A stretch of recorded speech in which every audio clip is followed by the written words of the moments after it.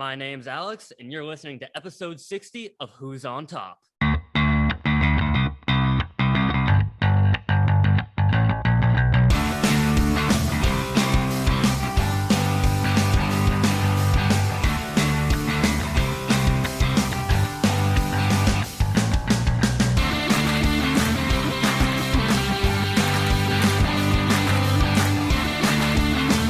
And welcome back to episode 60 of Who's on Top. I'm your host, Ori. It is May 3rd, 2021, and it's episode 60. So congratulations. We had a special guest introduce us. Shout out to Alex Kolar, a big Man United fan. Speaking of Man United, we have our analyst, Ellis Gordon. What's up, guys? Next, with improved audio quality, we got Jeremy Giles. Oh, and here is a very nice at your service. Yeah, whether it's improved is still to be seen. And finally, kind of smirking in his corner, we got the champion himself, Daniel Fox. What's up, guys? Let's talk some sports. Oh, that was Jacob making an appearance on the podcast today? I didn't know Somebody that. has to. All right. Unfortunately, our perennial guest, Jacob Kazan, will not be joining us this week as he has practice. So, Jacob, thank you for taking us to the real world of sports. And let's move on to the virtual world of sports with some tip-off from Daniel Fox. This is the tip-off. Yes, another week, another tip-off. All right, so let's start, as always, with baseball because that's the most important sport. A little bit of a down week. We got late April at baseball. It's a little sleepy, but we still got some action. We got a crazy Mets-Phillies game on Sunday night. The Mets had an 8-4 lead going to the bottom of the ninth. The Phillies brought the tie-in run to the plate, and Rhys Hoskins appeared to hit a game-time And he didn't, because he's on my fantasy team, and I did not get the points for that No, because it had the smallest margin of not being a home run. I don't look at baseball often, but when it comes to my fantasy team, just got my first dub last week, and Rhys Hopkins, you're doing your best. Yeah, Hoskins hit it off the very top of the wall, so it was only a 2-run double instead of a 3-run homer that only made it 8-7. And they ended up losing. The Mets hold on. Mets always seem to be doing crazy stuff. Mike Trout, I haven't talked about him enough. We got to talk about him once a month. He's like Jacob's Twitter, just unbelievable and somehow keeps getting better. OPS over 1,300. George Springer returned for the Blue Jays and hit 2 home runs. One went 470 feet. That's cool to see. Good for the Blue Jays getting their big guy back. And finally, the Milwaukee Brewers, got to give them some love. Some people have them number 1 in the power rankings. They swept the Padres 2 weeks ago and then took 3 out of 4 from the Los Angeles Dodgers. So shout out Brew Crew. And now we'll move on to some football. And I was looking forward, and I did enjoy the draft. We had a lot of fun here. But one thing I didn't enjoy was the lead up, because some egotistical maniac who never plays well in NFC Championship games had to make the day all about him. So Ellis, why don't you talk? Since Aaron Rodgers wants to make it all about him, why don't you give us some information? First off, Aaron Rodgers didn't say anything. The media made it about him because he's Aaron freaking Rodgers. But yeah, Aaron Rodgers seems to be discontent in Green Bay, and probably as he should, considering it. Well, apparently, let's start off with. I just wish he would get some help. I mean, that's really... Yeah, that's kind of what he needs. I mean, he only has 1 all-pro wide receiver and 3 all-pro offensive linemen. I mean, Aaron Rodgers, please get some help. This is tip-off. I remember when Brady didn't get help in New England. He went to Tampa Bay to get some help. Don't compare Brady's help in New England to Rodgers' help in Green Bay. I will compare. Anyway. Brady didn't make this whole show where he was a free agent. Brady. What do you mean? He did make a whole show. He had a whole free agency game. This is not the point. No, didn't. This is a new segment. Signed with someone else. This is a new segment, not a bias segment. He wasn't like, I want out. He wasn't. Aaron Rodgers did not go to the media. That is factually incorrect. Or he wouldn't leak stuff. Who do you think's leaking this stuff? Okay, but Aaron Rodgers being a baby. Never putting blame on himself. Hey, baby. We're talking about another baby here. All right. This is a new segment that I. So the thing about it's been hijacked. I'm sorry, buddy. The thing about Aaron Rodgers is this: if he leaks it, he knows it's going to the media. So therefore, yes, he did kind of make it about him. With that said, Green Bay, even after all that, didn't listen to him and still drafted a cornerback not a receiver or something else that Aaron Rodgers would actually like in the first round. All right, now to the news I mean, part of the segment. Okay, I'm just gonna hop in here because everyone gets to shit on Ellis. Like, he is the best receiver in the league. Like, what the fuck are you talking about? You have two great running backs. AJ Dillon's a coming start. Your offensive line's a beast, and you're playing in the NFC North. Who are you competing against? The Lions, the Bears, the Vikings? Like, The Bucks. What the the fuck are you? Bucks. What the fuck are you complaining about, Aaron Rodgers? Oh. Like, seriously. He's not complaining about competition. He's complaining about the lack of communication with his GM. It all Here. started- I have a little joke here. What is a self-arrogant bitch? Oh, it's Aaron Rodgers hosting Jeopardy. Thank No, you, how Ori. is Ori, that? that was a great Oh, joke. you guys. buddy. Oh my god. First off, that was actually You're kind of- okay. First of all, he's a good host. Second of all, you're Yeah, he telling was a me good host. that if you could host Jeopardy, you would not take that This opportunity. is still Well, not the okay, point. this has nothing to do with Jeopardy. We're not Anyway, talking moving about back. Well, Jeopardy. Ori brought it to Jeopardy. Anyway, we're talking about Aaron Rodgers, why he got discontented. This is not supposed to be a bias segment where Dan gives his bias to a news segment.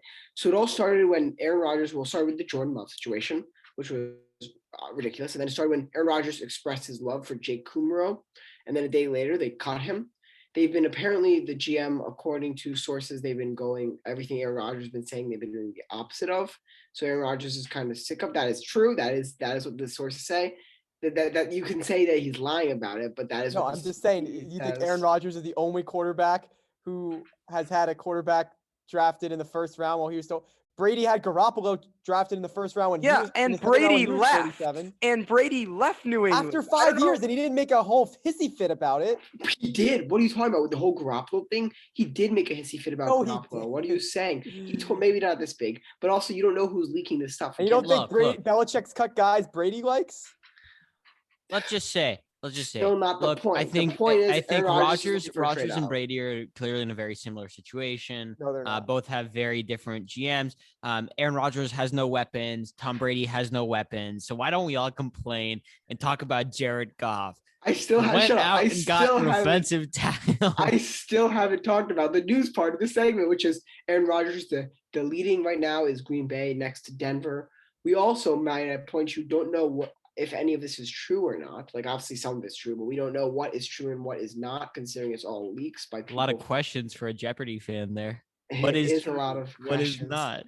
It's not about Jeopardy. So yeah. So but one thing is certain: Aaron Rodgers is definitely discontent with the Packers, who, I mean, their franchise. I don't know. In my opinion, I guess this is an opinion, but kind of has been a mess recently. So yeah, that is the Aaron Rodgers news segment, not opinion segment. Dan, I don't even. That is not worth getting Off into. is my segment, and usually I respect. Obviously I respect your opinion. I respect your ability to talk. But one thing I don't respect is Aaron Rodgers. I have a question.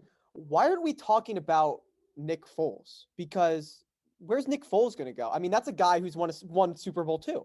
So why don't we talk about him too? It's very, very different. You Dan, know it. Do you It's know who again, else it's won- also- Dan, it's do you know- I'm also- talking about guys again, from each do you one. know who won else Super won? Bowl. Do you know who else won multiple Super Bowls? The Garrett Blunt. Why don't we talk about him? Yeah, we Like, should, what we are you should. gonna say? And I saw something Genius tweeted out. I think it was the count Watt.podcast that said 1 year in the NFC of Tom Brady makes Aaron Rodgers want to leave. That's just. And I just thought that was a great point. He's not leaving because of anything other than his own team's dysfunction. Because him being a baby Look, and him look. being A Michigan products goes to Tampa Bay, and Russell Wilson wants to leave. Aaron Rodgers Yeah. wants Oh, yeah. to leave. Well, where's the Everyone, hate for Russell everyone Wilson? wants to leave. Everyone wants to leave 'Cause this because has they been a can't year- handle Big Blue down in Tampa Bay. Well, no, where's his hate? Where's his You hate with can't Russell compare Wilson? the Seahawks and the Packers Why? situation because the Seahawks, this has been 10 years of him not getting any help whatsoever. Look at No Rodgers offensive past line. Devontae Adams and Jordy Nelson. What are you But talking? he's getting His beat up defense has every been one of the year. worst. If you want an actual comparison, don't compare Rodgers and Brady. Don't compare Rodgers and Wilson. Compare Rodgers and Breeze. Now that's a person that is similar Yeah, situations. Drew Brees Breeze never, stayed. yeah, and he Drew never Brees put his complained. head down. And he That's only my won. respect for Drew And he Brees. only won one Super Bowl. Rodgers might want two, and so you also disrespect Drew Brees for only Well, winning one Rodgers Super actually has Bowl. a good defense, and he has, Are you kidding me? Rodgers' defense is trash. that's not true. Are you kidding me, Packers Ellis defense Gordon? is- Have you seen the Packers' defensive line? They're one of the lowest rating Darius defenses Smith. in the league. Okay, Ellis, and they're statistically a low rated defense. Ellis, in the name league. one person on the Rams' defensive line other than Aaron Donald. Michael Brockers, he was just traded. So no, so you're They played- wrong. well, they were literally just. What does that have to do with anything, though? My point is, you don't need more than one really good defensive player in a That's defensive just a line to cap. have to good defense. What the fuck are you talking about? Or I would literally put. Look, It's not the Ellis, point, Ellis, this is Packers a news defensive segment. Let's focus on the ratings. news, please. You're not bringing us into the news. Let's I move will. on. but no. This is. The problem with Rodgers' situation was not necessarily the talent around him, but how he was treated. Thank you, That was the Jeremy. problem. Poor Aaron Rodgers. Poor guy, man. I Okay. feel so Look, bad for him. Okay, look, if you're saying feeling bad for them, these are all Okay, I multi-millionaires. will Don't say- feel that bad for them. But No, I feel bad for Aaron Rodgers. I feel terrible. I will say this. I'll say this. Nothing's ever I his was fault. wrong. Wait, I was wrong. I want to clarify. They had the 14th best defense last year, so middle of the pack. That's fair. Good pun. They're the middle of the pack defense. Oh, but they yeah, were that's certainly good. weren't. I know Ellis didn't realize it, but They certainly no, I was not. But certainly I got it now. But they certainly were not elite. That's for sure. But middle of the pack defense. But yeah, I'm like, no, we're moving on. Moving on to the next segment. I don't feel like getting to. I've gone to this argument with Dan for hours and hours, but it doesn't matter. and I miss it. But you're right. Let's move on. To our new extension, a new little branch that has grown off out of my beautiful blossoming tip-off tree, and that is Let's Get Spicy with none other than our own Jeremy Giles, who has a well-known love for spices. But we're not talking about cilantro here. We're talking about some football, maybe, Jeremy? yes, I do have a well-known love for spices. I have 2 hot sauces in my room. Thank you very much. One habanero, one Tabasco sauce. And so I have 2 things to bring you today. One is a question around football that I found interesting, and another is a just generic thing I found interesting. You guys will see. First, let's start with a little bit of football. So, impact positions. So, different positions in football have different kind of values when it comes to betting, right?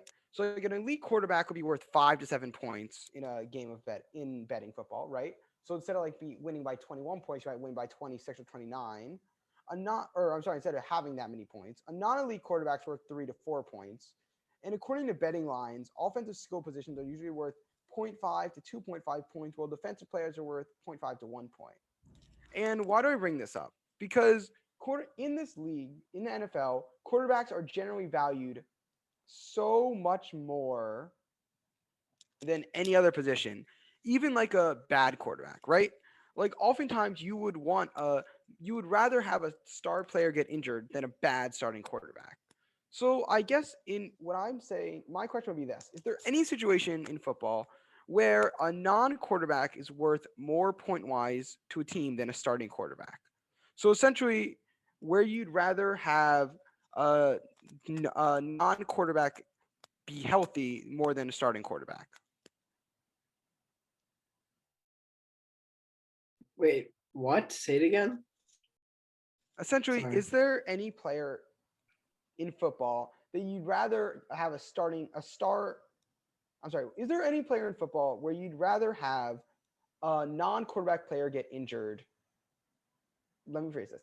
Is there any team? I know what you're trying to say. Can Yeah. I say it? No. Oh, is there any Wait, let me say team one. where you'd rather another player get injured besides their quarterback? Or I guess the opposite, where you'd rather their quarterback get injured than another. Is there any team where you'd rather their quarterback get injured than another Oh, I player? get what you're saying. And the answer And is I'm saying starting quarterback, right? No. The answer is yes. Yeah, There are I think the definitely answer is yeah. there are definitely teams out there where the backup I would say, doesn't matter yeah. as much. I would say last year's Los Angeles Rams. Yeah, definitely. Like the backup Wait. came in, played really well. Another example Oh, here, oh. I'd go So with who would the you- Tampa Bay Buccaneers. So on the I'd rather Rams, Tom who would Brady you- I'd rather Tom Brady get injured than Levante David because Levante David carries the fuck No, out of but that. see- That is team. true. Wait, with that But see, that's team, the when interest- Gabbert won a Super Bowl. No, but see, that's the interesting thing, though. Would you like on the Rams? Would you rather have Jared Goff get injured, or would you rather have Aaron Donald get injured? I'd rather Oh, okay, well yeah, no, that's- I'd Matthew rather do Stafford that. now, excuse you. But last year definitely I'd rather Jared Goff get injured. See, I think I get, and I now get your question. It's actually an interesting one, but I think it's hard to say because a lot of it has to do with your backup QB, right? Mhm. Like I'd almost like right now, like the Vikings, I almost might rather Cousins get injured, put in Mon and keep like Thielen or whatever, because the Vikings, you know what I'm saying? Like, but like Or- for a team like the Redskins, I guess I don't even know who their backup is. Hey, I'm offended. Oh, I'm sorry. The football One team. I don't even know who's their See- backup. That's my point. Like, it depends. I guess it depends on the gap between backup and starter. The other Right team now, I I was would say thinking, I'd rather have the football team's quarterback get injured than Chase Young. like Brady and Gabbard, both the other the gap's low. They both okay are on light little a boys, genuine level, but the other question I had is like with the Browns, with Baker Mayfield, right? To the offensive team as a game manager, who would you rather have injured, Nick Chubb or Baker Mayfield? Or let's say Nick Chubb I would say and Miles Right. Garrett. Miles Garrett's more important. I or feel like. Myles Garrett. Yeah. I would say but Miles Garrett though, because like Baker Mayfield still is not actually a game manager. Whoever says that's silly, and whoever's backup is can't probably manage the game as well as he can. So Or I'd rather, I'm curious to be interested for the Panthers too. Even assuming just offense, would you rather have McCaffrey get injured or Darnold?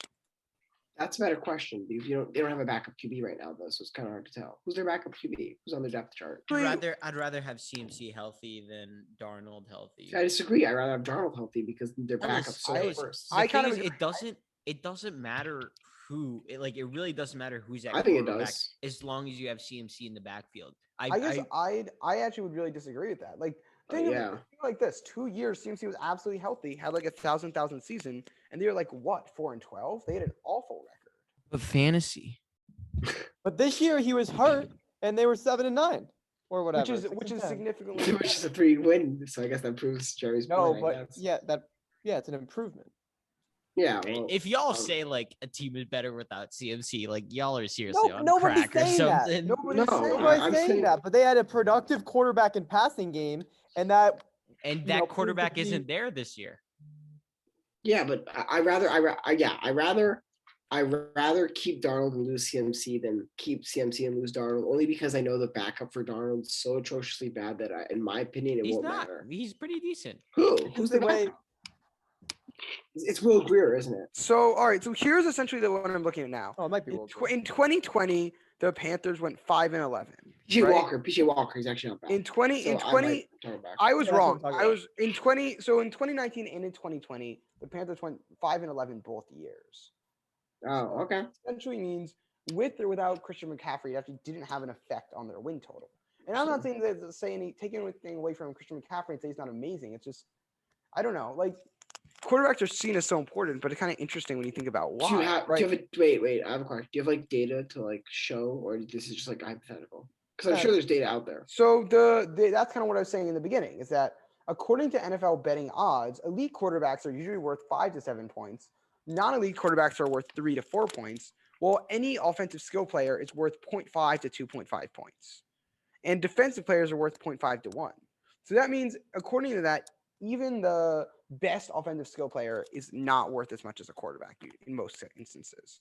Interesting. All right, that's actually interesting. Okay. Good job, Jeremy. Good topic. You have anything And else? what's your for us? second topic? So, I just want to tell a little story. Shout out to my friend Erica. I was hiking yesterday. We had a long conversation about this. And so Australia one time declared war on some emus, Let me tell you the story. They lost. Absolutely. So following World War One, there's a large number of discharged veterans. And these veterans, most veterans want to live in peace. Nah.